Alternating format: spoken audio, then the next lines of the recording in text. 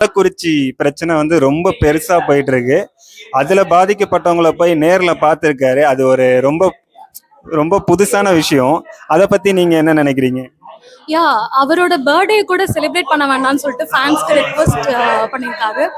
But நம்ம பண்ணாம எப்படி இருப்போம்? 2026 எலெக்ஷன்ல விஜய் அண்ணன் ஜெயிச்சு சிஎம் ஆயிட்டாருன்னா அவரோட ஃபர்ஸ்ட் சைன் எதுக்காக இருக்கும்னு நினைக்கிறீங்க?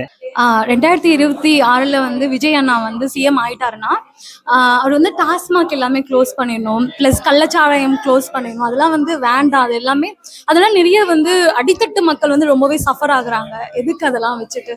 ஸோ அதெல்லாம் இல்லாமல் ஆக்கிடணும். சாதி அது எல்லாமே சாதினால நிறைய வந்து அந்த படுகொலைகள் நிறைய நடக்குது. அதெல்லாம் இல்லாமல் சாதியே இல்லாமல் அதெல்லாம் ஒழிக்கணும்.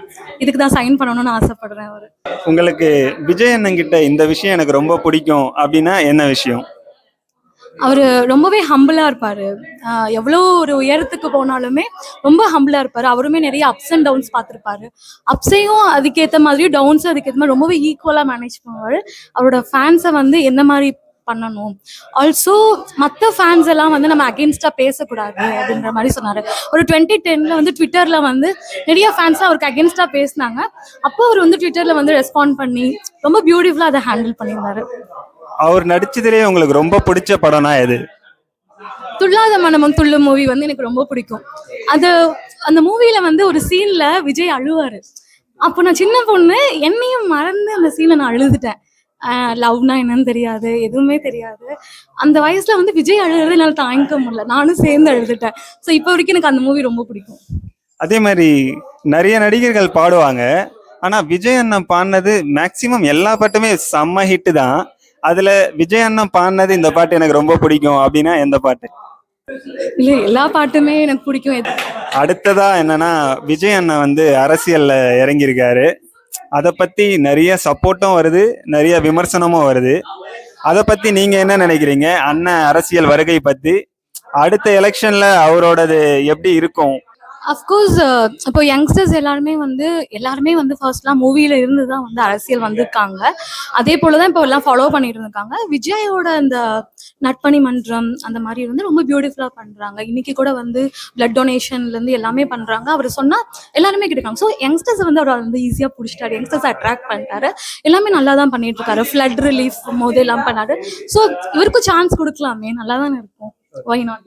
அதே மாதிரி முதல் முறையா பப்ளிக்கோட ப்ராப்ளம் அதுதான் அவர் வந்து எல்லாத்துக்குமே வாய்ஸ் அவுட் பண்றாரு. ஸோ நம்ம சான்ஸ் கொடுக்கலாம் அவருக்கு. என்னன்னா விஜய் அண்ணன் வந்து அரசியல்ல வந்ததுக்கு அப்புறம் நான் படம் நடிக்கிறத நிறுத்திடுறேன் அப்படின்னு சொன்னது வந்து விஜய் அண்ணனோட ஃபேன்ஸ் எல்லாருக்குமே ரொம்ப பெரிய ஷாக்கிங் நியூஸ் தான்.